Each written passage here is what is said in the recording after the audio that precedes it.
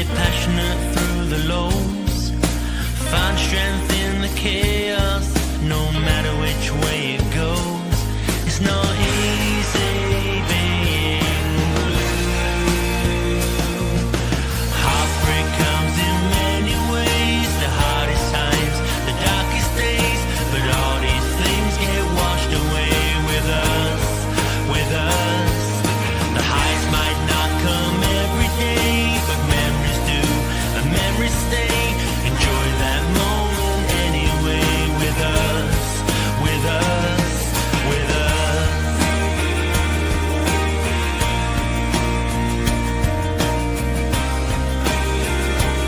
It's not easy being blue.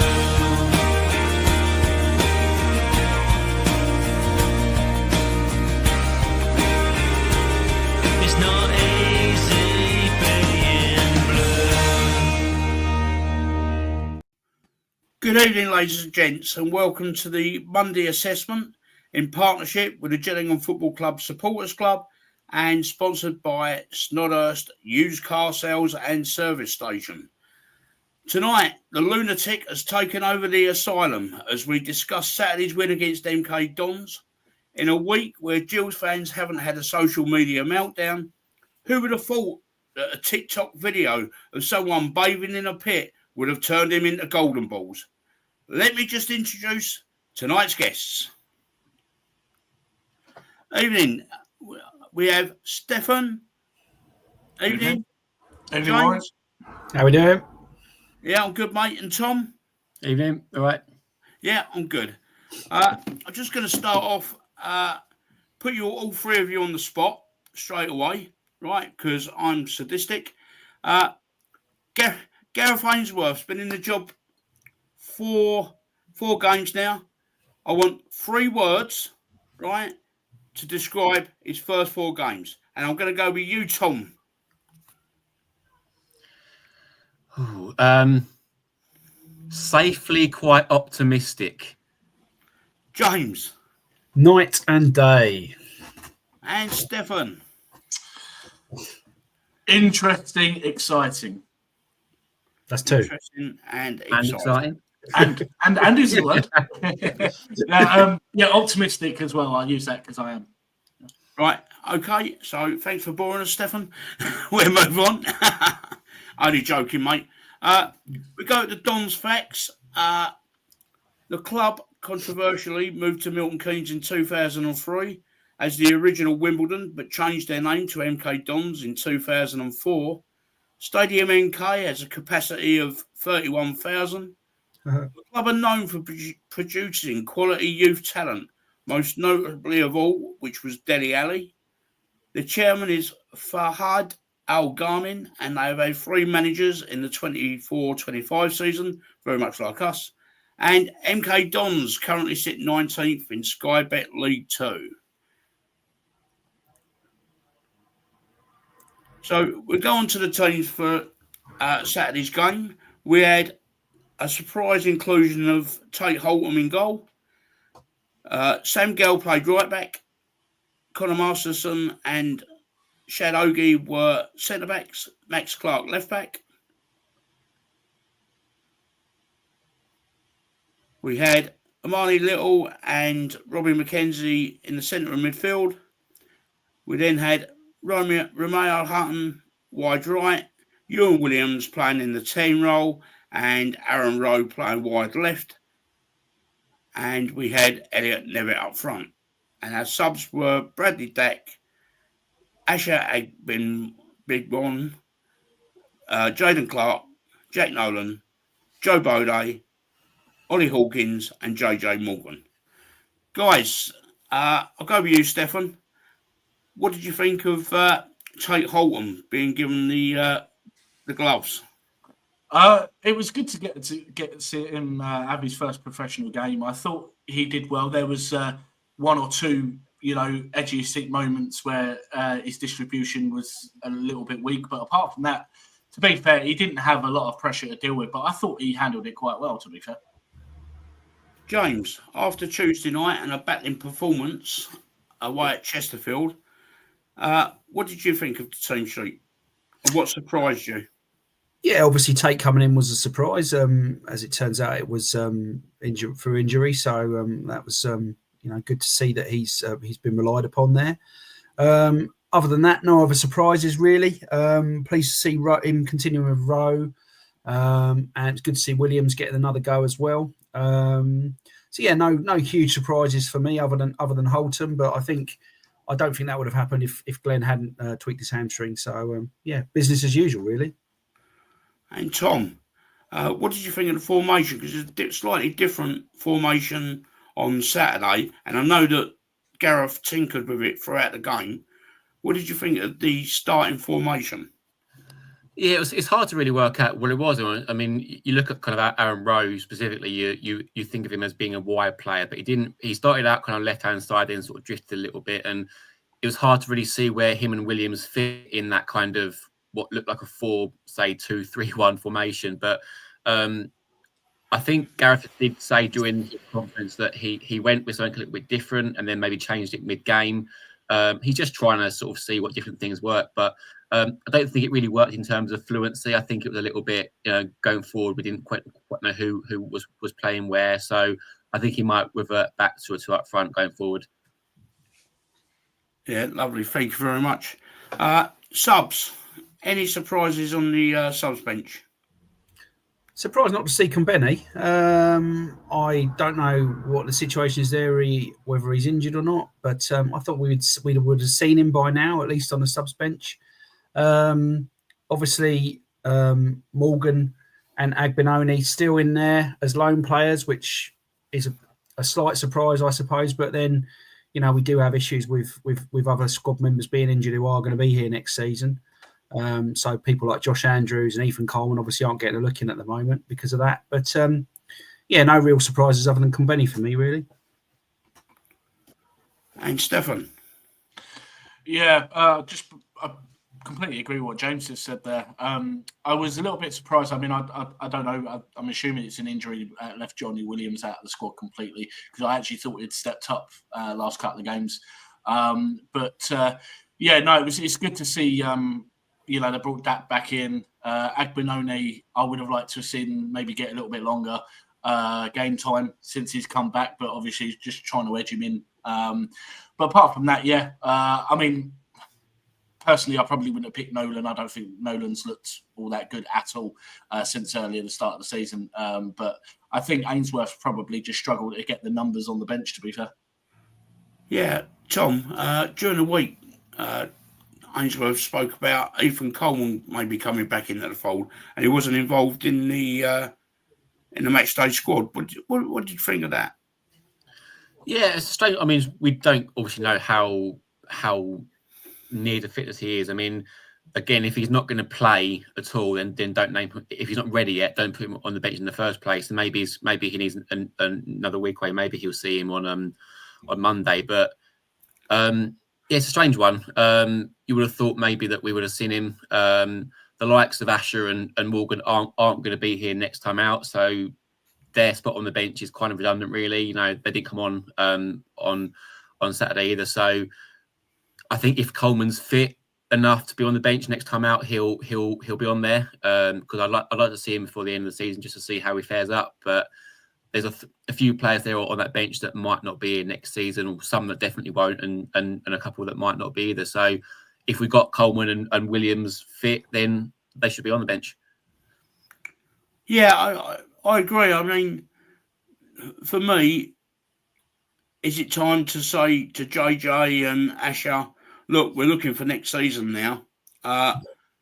Thank you very much for your services. We really appreciate what you've done, but your playing time is going to be very limited, and you're going to be lucky to get on the bench unless there's something contractually, which means that they have to be part of the match day squad. I can't really see the point in those two players continuing on the bench. What do you guys think? Totally agree. I think if it's possible at all, we should be rounding up all the loan players, sending them all back, get anyone that we've got out on loan back in. I was thinking of Ashley Nadesan out in the cold there, Marcus Wiley, get them all back now so Gareth can have a proper good look before the end of the season, see what he actually has to go into next season with. and then we can make some real decisions from there. I think it's got a golden opportunity here to use this as a really extended pre-season. And all the lads, they've helped us out fantastically. But for me, it's if we can, thanks very much for your service. Back you go. Tom, it's strange because it looks like Wakely and Smith and Cornish have all they're all done as far as game time is concerned. But some lone players are still hanging on. There is potentially, as you were saying, maybe there's a clause that they've got to be involved in. No Premier League side would send their players down to a League Two team and not expect them to play. So they also must be a little bit disappointed by the fact that they've not been playing week in, week out, injuries and out of favour or whatever. But as you say, send them back to their parent clubs. They can get back into the rhythm of training and maybe looking for a better loan move, for next season. Stefan. Yeah, I can pretty much just go with what the other two, what Tom and James have just said.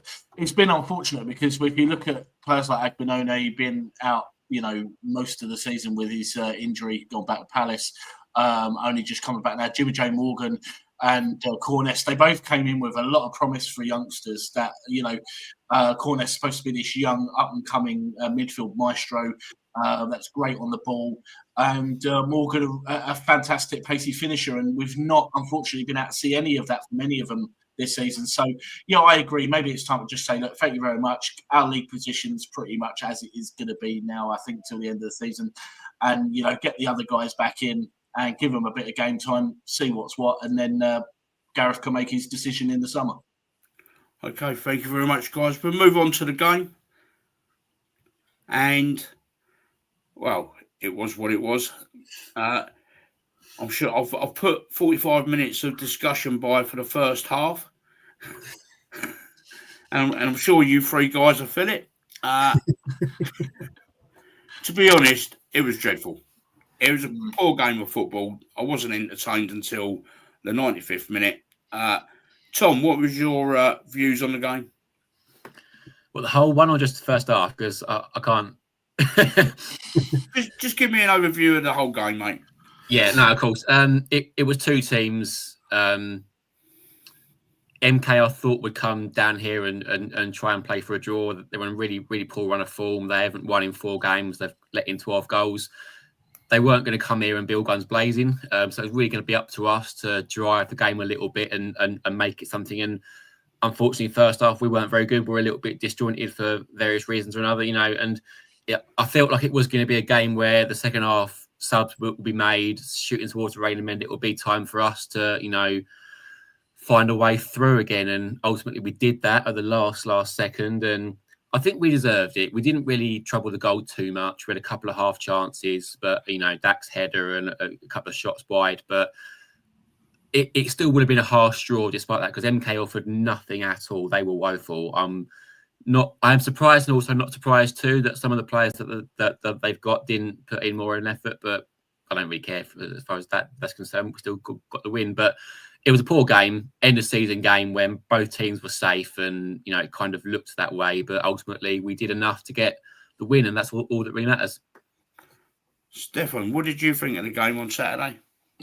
Tom's hit the nail on the head. It was dreadful, absolutely dreadful.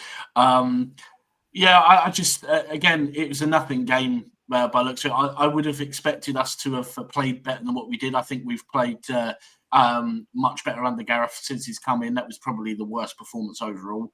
The fact that we started to find the back of the net a little bit, that was also disappointing not to get a goal in the first half. But yeah, it just sort of just fizzled out really early on, and it was just scrappy, and it didn't help being a really hot day either. But I give credit where credit's due. That goal at the very end, you could see Dak and the others sort of just standing around the ball, having that discussion, looking like they were, about to bring something back in the game from the training pitch, which it looked like that was that type of goal that they worked on in the training pitch, executed to perfection. And thankfully, we all had something to, send us home happy, and it was worth it just for that moment. It was worth it for that moment. James, with you, I just want you to touch on the influence of Bradley Dack on Saturday. He came on and the game seemed to change and open up a little bit. What was your thoughts on Bradley's influence? Yeah, first time for me that Bradley has actually made a difference. I think obviously we've been starved of seeing him for various reasons throughout the season. And when we have seen him, he hasn't pulled up any trees at all. Really, I've been probably one of his biggest critics. I was prepared to say, it's a failed experiment. I'm still not completely changed my mind on that, to be honest with you. But yeah, he did change the game when he came on. I think he made some things happen. One particularly lovely crossfield pass, which I think had everyone oohing and ahhing, and then obviously, the header he has as well is really unlucky with. And he's there, Johnny, on the spot with a nice little finish at the far post at the end to send us all home happy. So, yeah, I was really pleased with his contribution. I think he did look like a game changer when he came on. He looked like he had a bit of swagger back, and hopefully, let's not speak too soon, but hopefully he's on his way back to being something like what we think he can be. Yeah, I picked up something on Dak's interview after the game where he basically threw John Coleman under the bus and said he wasn't very good for the players, particularly Bradley. And obviously it didn't work out under Bonner. For me, I don't see, if we was to keep him, where Bradley Dack fits into the team. So, Stefan, if we was to keep Bradley Dack for another year, where would you see his role? I think it would be, again, used scarcely, maybe hopefully not as scarce as it has been this season. I think he's always going to have issues with his fitness and injuries. I think that's just going to hamper him still until he hangs up these boots. But I just think, he could be an impact player like he was on Saturday. I think one of the reasons why he probably looked better was, Gareth Ainsworth has been open. He's a Blackburn fan. He's a fan of Bradley Dack. He loved it watching Dack in his Blackburn days. And I think he's probably put his arm around him, said to him, look, I know what you're capable of. I know you've been unlucky with your injuries and that, but I believe in you. And I think that's probably been good for Bradley to have an arm around him as opposed to be criticised like the rest of the team have. So, I'm like James. I'm on the fence on whether or not he should stay or not. But yeah, I think he would still be like an impact sub or play games here and there. I don't think I could ever see him do 90 minutes. Probably not. But yeah, I think it's worth assessing how he does it in the last few games of the season if he plays, and then see where they go from there. Tom, what's your viewpoint on Bradley? Keep or get rid? Whenever I say one or the other, something else comes up that I kind of go back to. I just don't think, in the spirit of trimming down the squad that Gareth wants to do and get rid of players that to bring down the squad size, he's not going to keep somebody on that will be a bit part player. He'll want to have players that he can rely on week in, week out to play a full game and the fitness thing to one side, I don't know whether he fits in. I don't know. I don't doubt that he's a sort of player that Gareth Ainsworth would like to have on board, but whether he can rely on him to be week in, week out to play 90 minutes, I don't think he can. And therefore, is he an expensive option to carry and have around the squad? If he's not going to be playing week in, week out and able to do that in that position, then I don't think it's worth keeping him. But then again, you look at him and go, he could be a good influence on the squad, and he could be a good player to bring on with the obvious quality that he's got. So I don't know. I'm on the fence. It really hurts right now to be on that fence, and I'm getting splinters on it. But I don't know. I don't think it's going to be a move that will. I think there's players in his position that Gareth will have under contract that he'll want to look at. I don't know whether Dack will be first choice, and if he's not going to be playing week in, week out, then I wouldn't keep him. I think Stefan's right. I think these last 4 or 5 games, whatever we've got left, are massive for Bradley Dack. Absolutely massive. I think he's got to play all of them, or pretty close to all of them. He's got to prove that his fitness is there, that he can do it, and he's got to put in performances. Because, as Tom says, I think at the moment, Saturday notwithstanding, he is probably about as ultimate as a luxury player as you could expect to see. I don't know how much he would be costing us. I have read that it's completely on Gills if we exercise the option for the next year. But is that a luxury? Is that a luxury we can afford? I don't know. Again, as Tom said, the squad's being trimmed. It just seems like, for people that remember years ago, it's the whole Glenn Hoddle thing. No one doubted his ability, but he didn't seem to be able to fit into any side. He was the ultimate luxury player, and Bradley is a game changer on his day. There is no doubt about that, and we don't have many of them in our squad. We've probably got two, him and Johnny Williams, I would say. But do they change games enough to warrant two of them being kept on? I don't know. Yeah. For me, with my feelings on Bradley is where would you play him? Because you're not going to play. If you're going to play a number 10, then yes, definitely. But then that means only one up front, which I don't think Gareth likes too much. If you play in centre midfield, then I can't see Amani Little or McKenzie playing, because you bring someone in who was hard as nails and would win the ball and just give it to Bradley Dack to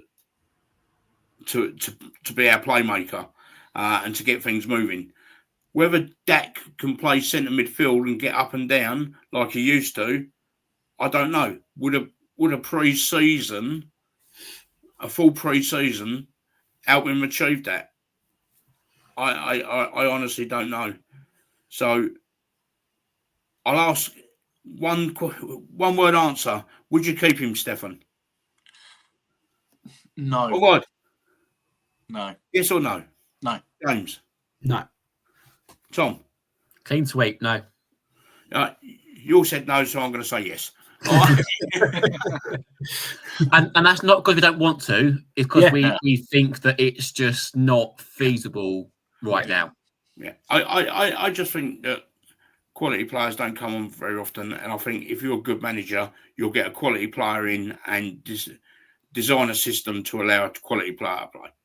So, and I think Gareth Ainsworth is a good manager. We need legs. We need legs. Yeah, I agree, and pace. So, as I say, we're all entitled to our own opinion, and I've changed mine because a couple of weeks ago I told Dak to get his boots and look for another club. But after Saturday, just that little bit of quality that he showed is something that we've been missing all season. So for me, I play him in home games, have him on the bench for away games. If he hadn't scored on Saturday, would anyone be saying yes right now? That is the question. And exactly, mate. Yeah, I don't think they would.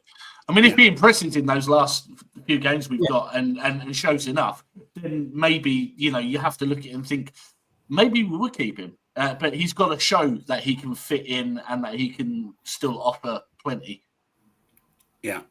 I mean, on Saturday with the game, I was quite disappointed with MK Dons. I mean, they've only completed 258 passes. I expected them to come down and try and pass us off the pitch, but they didn't. They've completely changed their way, and actually looked quite exciting for MK Dons, to be honest. But they still didn't get any shots on target. But congratulations to Tate Holton for keeping a clean sheet on Saturday. He didn't have any shots to deal with. He didn't have really that many crosses to deal with. I thought his kicking, if once we get used to it and we get someone with real pace up front who can get over the top of defenders and chase these long balls, I would keep him. Yeah, he's got a boot on him. On him. So, but I don't get. I know he's a local lad, and I know the euphoria of bringing another lad through into the first team from the youth team. I just personally don't get I didn't see enough of him to have an opinion. So, what did you think of Tate Holton's debut appearance, Stefan? Yeah, like I said, it was, as you said, he didn't have hardly much to deal with. Like I said, there was one or two moments. There was that, I think the clearance he tried to do that kind of almost went straight to them and could have set up an attack for them. Well, but luckily didn't happen. He was dealt with. Apart from that, I just thought he looked fairly comfortable. But I'd like to see him play devil's advocate under a little bit more pressure, but not too much pressure because I want us to be, playing a lot better and not have to deal with much. But I like to see what I want to see what he can really do. I think he could be good backup for us. But I think the goalkeeping situation may be looked at in the summer as well. So, but at the moment, I'd keep him. I don't see any reason. He's not done anything wrong yet, but it's too early to tell. Yeah. James, what did you think of Tate's performance on Saturday? Same, yeah. I was really proud of him to come in as a young lad and at quite late notice, obviously, and to pretty much have a faultless debut. He's kept a clean sheet, really good kicking, looked confident, looked assured. Very pleased with that. I think that he couldn't really have done any more, to be honest with you, other than saving a penalty in the 90th minute. It was a dream debut for him, really. But yeah, like Stefan, I think the whole goalkeeper situation, it just throws another angle into that, which is already a bit complicated. Agreed, absolutely agreed. We haven't seen enough of him yet to make any sort of judgment. But I'm just trying to talk about his performance on Saturday, James, because I think we're going to come on to goalkeepers. Okay, yeah. So just generally, I'm overall very pleased with Saturday. Yeah, I thought he did really well. Tom, what was your opinion? Can't really say a lot more than that. Obviously, thrown in kind of quite late on. He must have been nervous, but he's got a good back line in front of him. He didn't have too much to do. MK were really disappointed, and I feel as far as they're concerned, they would have maybe put a little bit more pressure on, but they didn't. So he did what he had to do fine. Whether he's in for the next game remains to be seen. But for that game, yeah, he'll be pleased with a clean sheet. That's all that he could really hope for. Right, excellent. Cheers, guys. Thank you.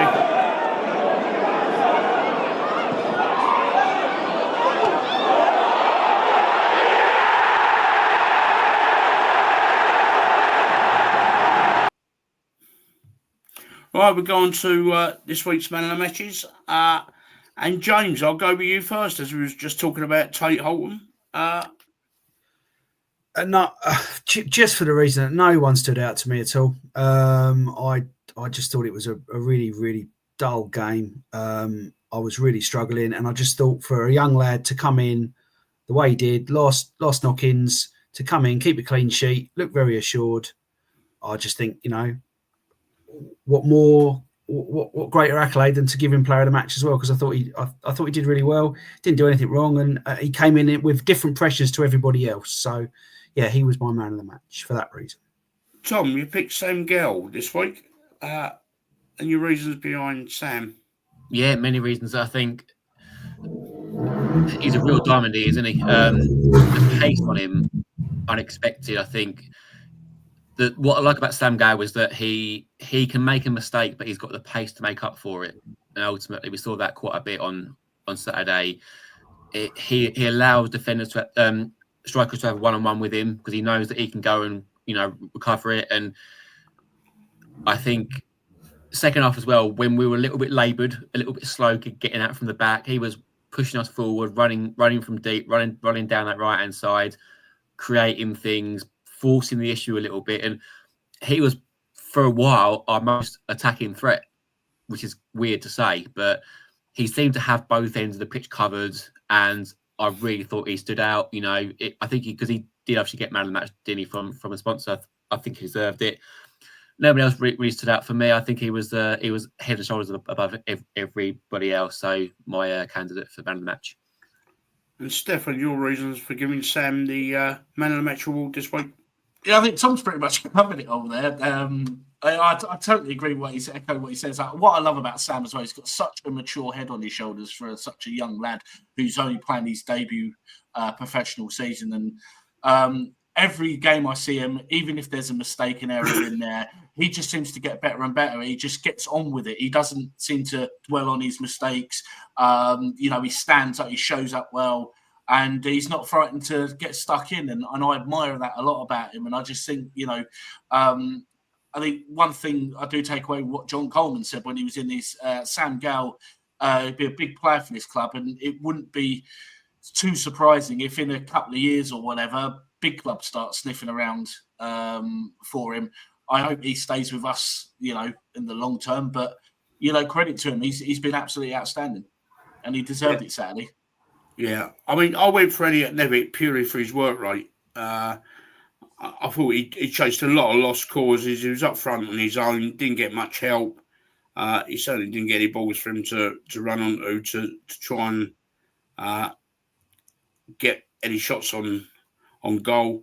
I just thought that he just worked tirelessly for the team, and he's closing down, and his work rate is just second to none. So I gave it to Elliot Nevitt this week. So that's our man of the match done. So we go on to the views news. Now, this week we did something different. We asked for you, the viewers, who we appreciate, to give us some topics to talk about this week, because we did 2 shows last weekend and there's not really been that much news coming out of the football club. I'm going to start on something that's not on there at the moment. And I had a message from a guy called Ian Riches, who stands behind me, and he said that I have a lot of banter and a lot of comments that make him laugh throughout the last God knows how many seasons, and he asked me to pick one bit of banter that I've used that has been really good. So my bit of banter that I used was for Luke Guttridge playing for Leyton Orient against Gills at home. It was December the 27th, 2006, and he's come over. Leyton Orient are winning 1-0. Luke is vertically challenged, so he's not very tall. He's come over. He's come to pick up the ball for a throw-in, and the referee's blown the whistle, and he's got the ball in his hands, and I've shouted out to him, Guttridge. Sorry, I've shouted out, ball boy, why don't you give the ball back to the adults so they can continue playing football, right? He's turned around. He's told me he's going to see me next Tuesday or something like that, and he's literally gone back on the pitch. He's made a terrible tackle. It's his second booking, gets sent off, and we win 2-1. So I've got a question for you 3 guys. See if any of you know it. Our winner that day was a penalty. Who scored it? Was it 06 you said? 2006. Leyton Orient at home, 27th of December. And it was a penalty 3 minutes from time for the winner. Crikey. And you were going to get it was about that at that point. Michael Flynn. No. I want to think. 2006. 2006, December. Oh, bloody hell. Mulligan. No. Nyron Noseworthy. No. It was Gillane and Dumbu and Sulu. No. And that's the only thing mate. he ever did for Gillingham Football Club. So we're going to a message from Luke Teaching. Now, I know we spoke about Holham during the game, but I think from Luke Teaching, would we be happy going into next season with Morris and Holham? And I'll go to you, Stefan. I wouldn't be too disappointed, no. I'm at the point, I love Glenn Morris. I really do. I am starting to think, because of age-wise, would Gareth Ainsworth want a younger goalkeeper? I think Holton, at the moment, I mean, again, we haven't seen enough of him. I think, he could become a good backup for us. I wouldn't, let's put it this way, all I can say is I wouldn't be too disappointed, but I do think we do need to start looking into a new first-choice goalkeeper at some point soon. And James? I'm going to say no, I would not be happy. Echo Stefan says, I love Glenn Morris, fantastic servant, and I would be absolutely on board with him being our number 2 next season. I don't know where that leaves Tate Holton, because he's certainly not our number 1. Jake Turner is definitely not our number 1. I would like us, I've said this before, I'd like us to go out and spend some serious money on a really, really good goalkeeper for League 2 who can be our number 1, and then either Morris and or Holton as backup. I think Morris, inevitably, it's going to catch up with him. I think, he's tweaked his hamstring now. Is that going to be the start of the downturn? I would really love us to go into next season with a really, really classy number 1. Tom? Yeah, I think let's not get carried away about Holton already. 2-year plan, needs a goalkeeper for 2 years. It's not going to be Morris because he's going to be 43 by the time that ends, and Holton's only just started out. As James said, get somebody in for those 2 years. First choice goalkeeper Morris. He can learn a lot from Glenn Morris. Holton can learn a lot from them both. Whoever that might be remains to be seen, but I'm sure he'd already have his eye on somebody new.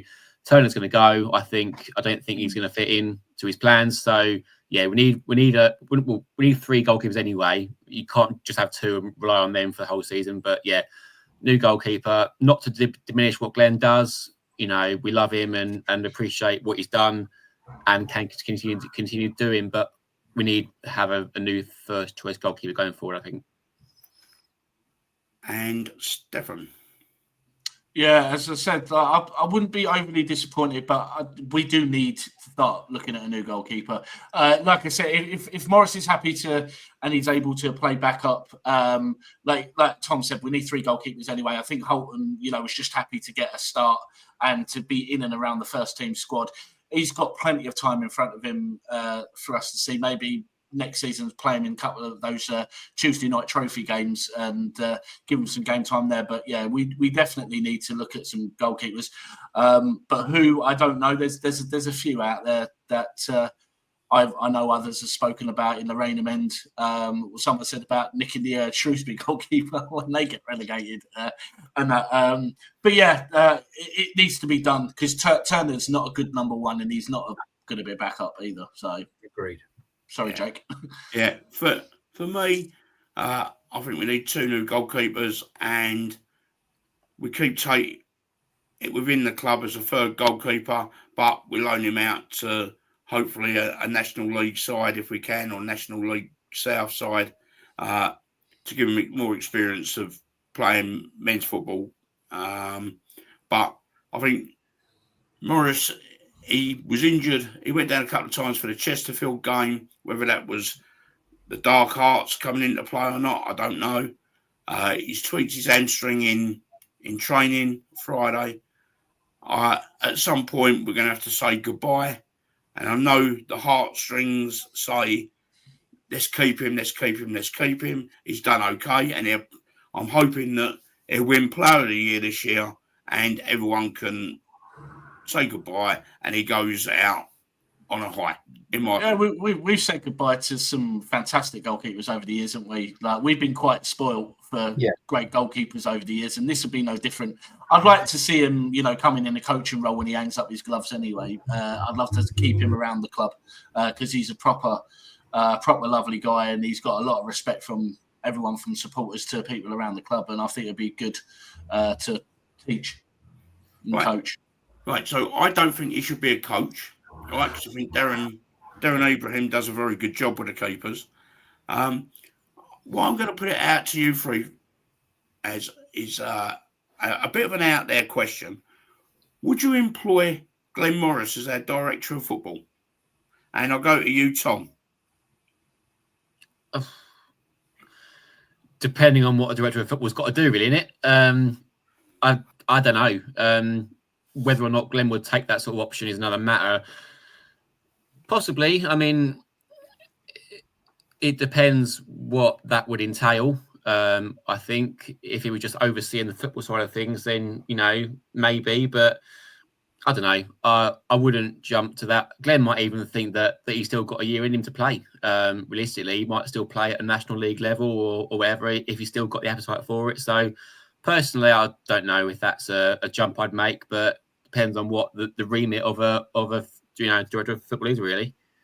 James. Good question. But no, that's a no from me. I think you need contacts in that particular area, and I don't think.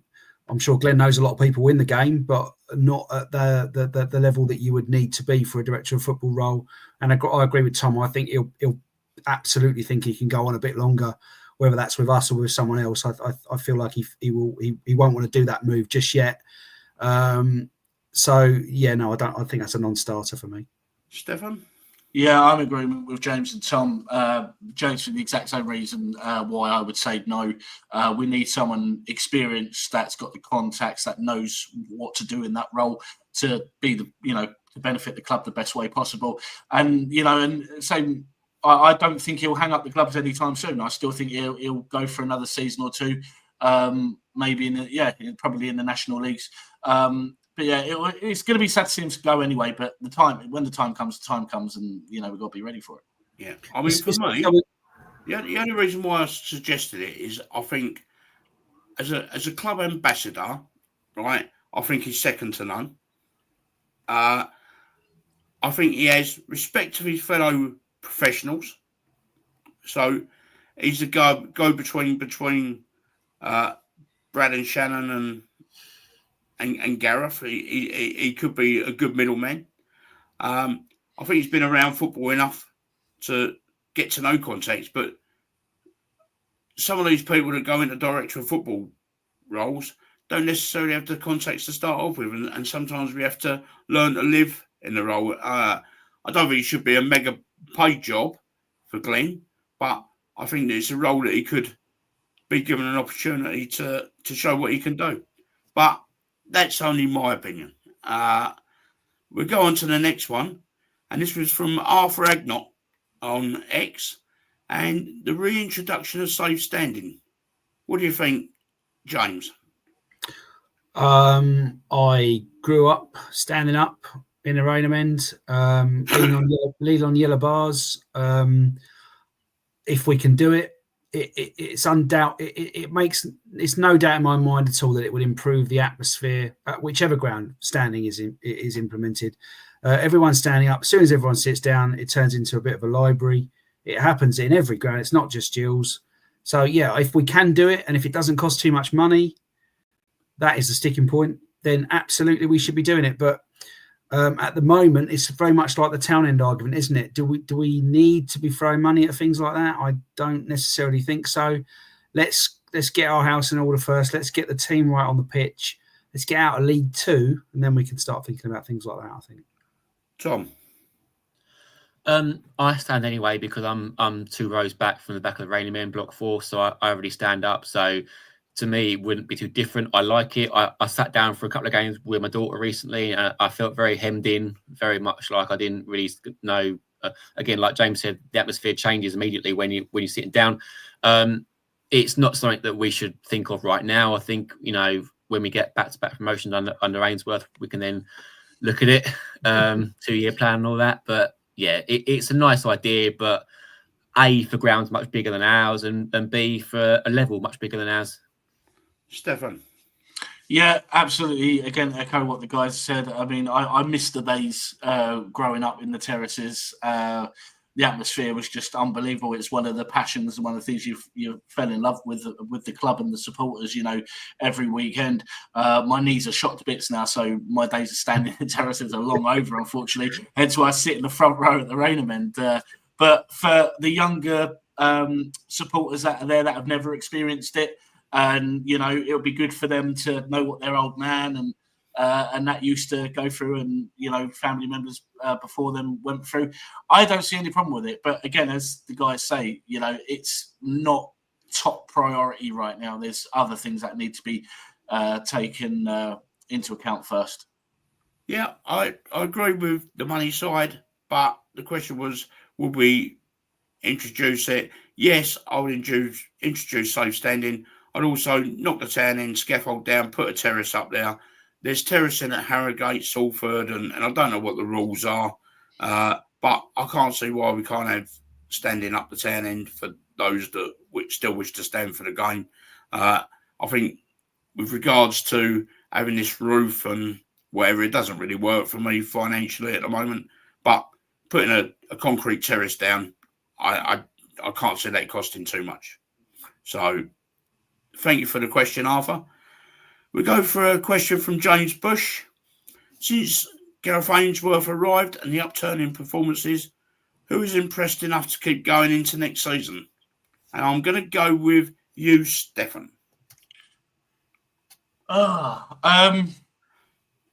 think Rowe's done well since he's come in. We've seen a little bit more from him. I think he's, he's contracted. The fact he only signed last summer, he's probably heads on to at least stay unless we decide to offload. I think he needs to stay on. Robbie McKenzie, I think, has been outstanding this season. I don't know what his contractual situation's like, but if he is one of the ones that are due to be out of contract this season, I think he's one of the very few that you've got to try and keep at the club. I'm a big fan of Robbie. I think he's good for us. And again, like Sam Galbert, Sam was impressing me before Gareth Ainsworth. So for me, it's difficult because although our performances have been slightly better, they've not been a massive night or day change for me. So it's really difficult. But I would probably say at the moment, yeah, definitely try and keep Robbie. James. I was going to go with the comedy answer of Josh Andrews, but I won't bother. Yeah, I think he's broken. Yeah, Aaron Rowe for me as well. I think he's seemingly come out of nowhere, hasn't he? And it does make you question what has been going on, because there's quite clearly quite an awesome player in there who we signed, and I don't know what happened. Where obviously had the problem with injury at the start, but then he seemed to be out of favour. Then there was rumours about him not wanting to be here and all this, that, and the other. And but yeah, for me, since Gareth's come in and Aaron's been given a chance, I think he's looked really, really bright. I love to see players run at defenders with pace and take them on and stuff. And Joe Bode aside, we haven't really seen that this season. Aaron Rowe seems to do it with a little bit more purpose, which I like. So, yeah, he for me is the number one that I'm looking forward to seeing with a full pre-season under his belt and seeing what he can do. Elliot Nevitt obviously has started to come into form, which is really good.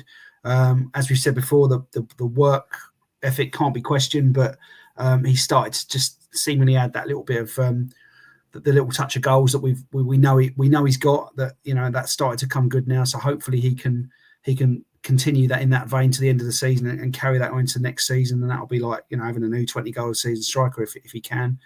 Other than that, yeah, same again. Robbie McKenzie, I think it's vital to get that done as quickly as we possibly can. I will be really surprised if he's here next season. Personally, I think I can't see it. I just can't see it. I don't know why, but I'd love to see him here, but I don't think it will happen. But if we can do that, get that sorted as quickly as we possibly can. Tom?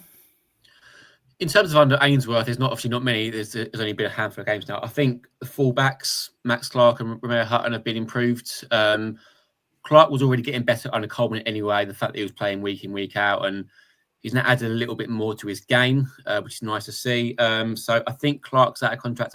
Hutton wouldn't be, obviously, but Clark will be. So I assume that he'll be given, or at least offered, fresh terms. Agree that McKenzie will be on the fence still. Maybe he's had a couple of spells now. Maybe he might be looking elsewhere, but he still can. But really, under Ainsworth, there's been some players that under Coleman got better and have continued under Ainsworth, the likes of Nevitt and I think Hutton as well. And Connor Masterson, I think, maybe is one that's I thought was a dead cert to be off, be it, out of contract anyway in the summer. I thought he might be moving on, but he seems to love it here. There's been thoughts about his attitude towards the club, and maybe he's not been at his best for a while, but I do think he's maybe more inclined to stay if we offer him a good deal. But I think it depends on whether we can offer him a deal that suits him. He's been better in recent weeks. So defensive players mostly, which is a good start for Ainsworth. But yeah, under him, I think it's still too soon to tell for some players. Yeah, I agree. I mean, obviously we are top heavy with players, and Ainsworth's already indicated or been told by the high echelons of the football club that he needs to trim the squad down next season because it's far too big. I honestly think that there's going to be quite a fair few players that will be released, and there'll also be a few players that will be put up for transfer. So someone like Jack Nolan, for example, would possibly be put on the transfer list should anyone want to come in with a few quid for him. Probably the blind school, but hey ho. Andrews, I think, has got another year's left on his contract. So is he? God, dear. Right. So I think that I'd keep Hawkins in front of Andrews because Hawkins can also play at the back. But with Andrews having another year, I think we're going to have to keep him. Coleman in midfield, we're going to be keeping because he's got another year on his contract. Amani, he's got another year. Benny's got 2 years. And then you're looking at those that are around them and like your your Johnny Williams, your Ewan Williams, your Jaden Clarks. I can't see them staying unless they've already got a contract. Just look, Warren, we've got 35 players currently under contract so far. Yeah, including loan players that are out, Wiley and Turner that are out. 35 players, including the likes of your youth team pros. 35 players to whittle down to maybe 18, 20. It's massive. Yeah, I think he'd go with 20 and maybe 5 youngsters. So I'd include Bode, Holtham, Gal, possibly Webster. Possibly. I don't know how he's you've got your likes of like Bridles and Giles in there too. They're all contracted players, so they will be included, but he'll want to see them as well. Bayless who are contracted. Whether they'll be kept on, I don't know. I just think it's going to be an interesting summer. And I don't think Gareth Ainsworth's going to please all of us. And I think there'll be a few surprises in there when he finally announces his retain list at the end of the season. So going on from that, say the focus has got to be on that creativity and that the top end of the pitch. If we can pretty much keep a settled defensive unit together, and obviously sort the goalkeeper situation out, that it's got to be all about if we can sort out the creativity and get maybe if the Gallantons will put dig deep to get a proper striker that could hopefully, if we keep Nevitt, because as you say his work rate's outstanding, you can't fault the guy for that, and put someone who's really really good in front of goal up top with him, and that I think we could have a great season next season. Well, that was our next question, Stefan, and you've jumped ahead, right, under the panel's aspirations for next season. So I'll go with you, James.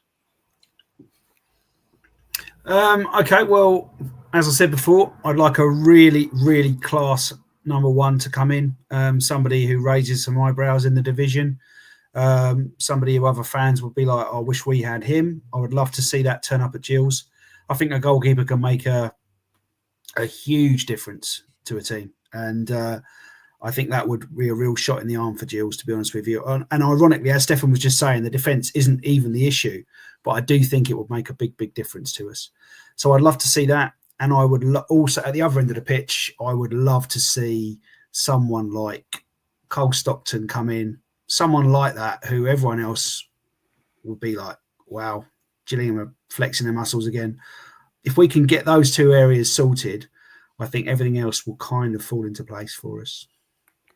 Yeah, Tom? On a wider scale, I want us fans to enjoy it a bit more. Regardless of where we finish up, let's not put the pressure on. I know that Gills fans will, because we want to see success, but for us, success can be going to football and not feeling annoyed every time we leave the ground, not feeling as though we've watched a load of rubbish.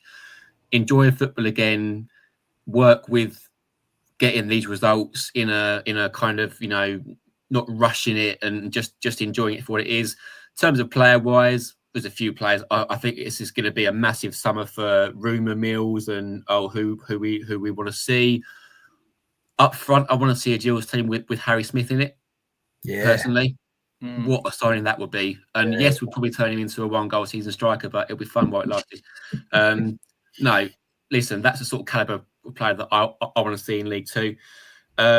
I think a lot of players will want to play under Ainsworth. I think he'll inspire a lot of people to go and play for him. But overall, I want to see us start well, get a bit of momentum, enjoy football, put teams away. We're quite good this season at winning 1-0. Great, I love that. But if we can put teams away every now and then for a little bit of confidence boost, I want to see us do that. Be more assertive at home, go for games a bit more, make teams fear us and not the other way around. Yeah, Stefan, I'll let you have another go. Same. I mean, ideally, realistically, I'd love us to, you've got to say playoffs, the minimum is where you want to go. But I mean, if as Tom said, if we could play more entertaining football and, and see that passion on the pitch week in, week out, and that connection there between the players and the supporters is there again, I'll be quite happy even with the mid-table. It's got to be progress.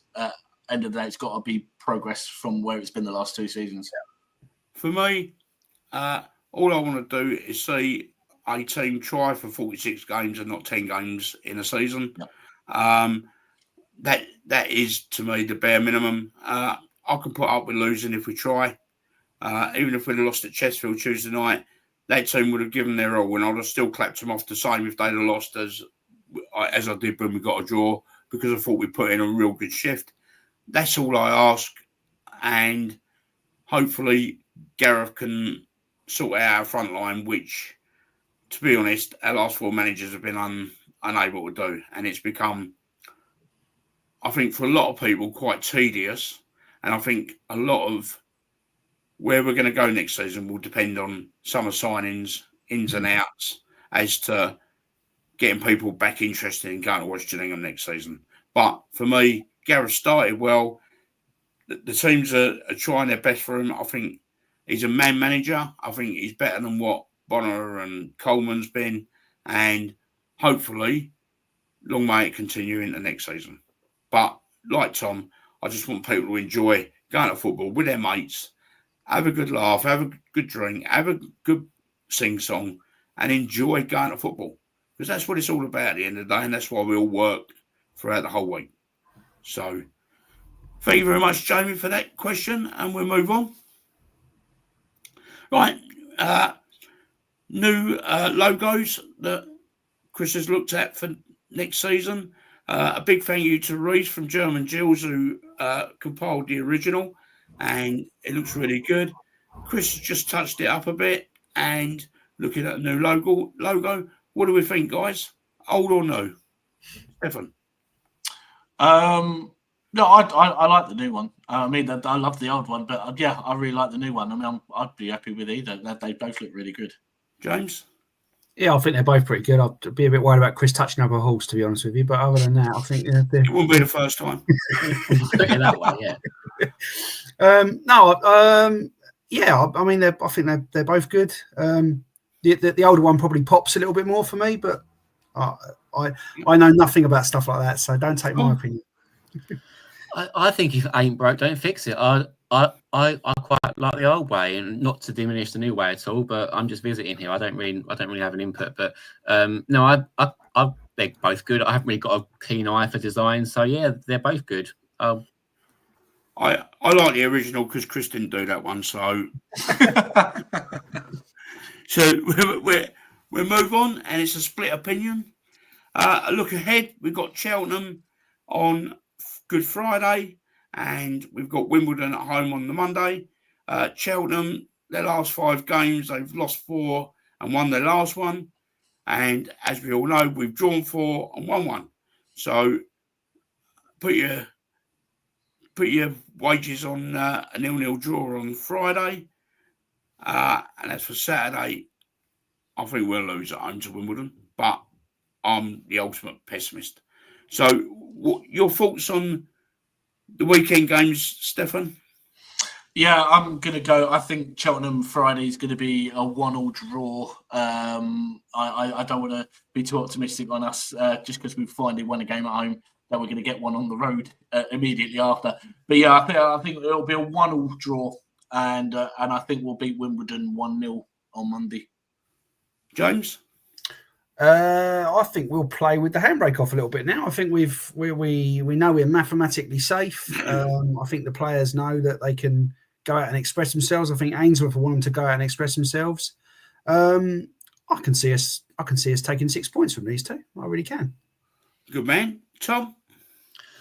4 points from them. I reckon we might go and beat Cheltenham. I don't want to get carried away because we won on Saturday, but I reckon we'll beat Cheltenham. And then Wimbledon's always a tough game. We don't always do well against them, so I'll take a draw on that one. Mess up their playoff charge a little bit, maybe. But yeah, I reckon 4 points from the next 2 games. Cheers, guys. Well, another mixed bag there, but hopefully with everyone's predictions, I think it just shows that everyone can see things differently but can see an improvement. A big shout out to Harry Scarf for all your Spurs content. Very good podcast. So if anyone fancies a bit of Spurs content, just go and see Harry Scarf's podcast. So well done, Harry. Next. Manuel. Is he awake? Anyone Okay. see? Okay. Right. Just before I do the sponsor shout out, I play bowls for Borstal Bowls Club in the summer. It gives me something to do when there's no football on. It's a lovely bunch of people. They got a nice little clubhouse down there. We're looking for new members. It doesn't matter how old you are, how young you are. Some of the best players in the county are quite young. It's a lovely afternoon out. It's competitive and it's social, depending on what you want from your bowls. But on May the 1st, which is a Thursday, we got some roll-ups, one in the morning at 10 o'clock and one in the evening at 6 o'clock. So if you want to come along, have a go at a bit of bowls and do something during the summer, you're welcome along. So just give me a shout out on X or get in touch with Chris and he'll pass your details on to me if you want any further details for that. So that's Borstal Bowls Club down in Borstal in Rochester. Okay. Sponsor shout out, as per usual. Big thank you to Snodder Service Station, used cars and services. I literally have recommended them to a friend of mine. They've been up there and they've just been shouting about how good they are and what a good shout it was for me to recommend them. So I can say that they've done really well. We then come on to the Gills Supporters Club, where hopefully you'll join up, although it's getting a bit late in the season. But if you didn't join this season, make sure you join next season. They do monthly draws, discounted match parking. They do travel. And if you've got any problems within the football ground, I'm sure that the Supporters Club will be quite happy to help. So, from us, view from the Medway on X, or the view from the Medway Fancast, Facebook, view from the Medway. Please follow Chris and the view from the Medway on X. He's looking to get as many followers as I've got, but I'm sure there's plenty of ladies that want to follow him. So, or anyone that's got any horse fetishes. Yeah. So, guys, anything before we go, Stefan? Yeah, thanks for having us back on.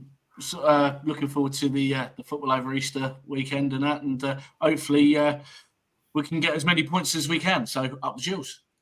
James? Yeah, so for me, thank you very much for having me back. I think there's reason to be cheerful, reason to be optimistic, and let's keep the good times going. Tom, last word from you, my friend. Well done for your hosting debut, Warren. Not easy, is it? But you've put it all together quite nicely. So well done, you. Maybe that'll be a permanent gig for you going forward. Mate, I'm quite happy to do this once and just jump in as and when on the very, very odd occasion, right? But I thought I'd give it a go. It gave Chris a bit of a rest from this week, and hopefully I ain't been that bad. So no, good. No, you've done really well, Warren. Let's Cheers, just enjoy the last 4 games. Let's mess up some promotion charges, shall we, for Wimbledon and Port Vale. Let's put ourselves in the spotlight a little bit and enjoy the last of what's been quite a turbulent season. Yeah, cheers, guys. It's a good night from me. It's a good night from Stefan. Good night from James, and a good night from Tom. We have been the View from the Medway Fancast. Thank you for watching, and please continue to keep watching as we go forward. Cheers, guys. Never been the crowd.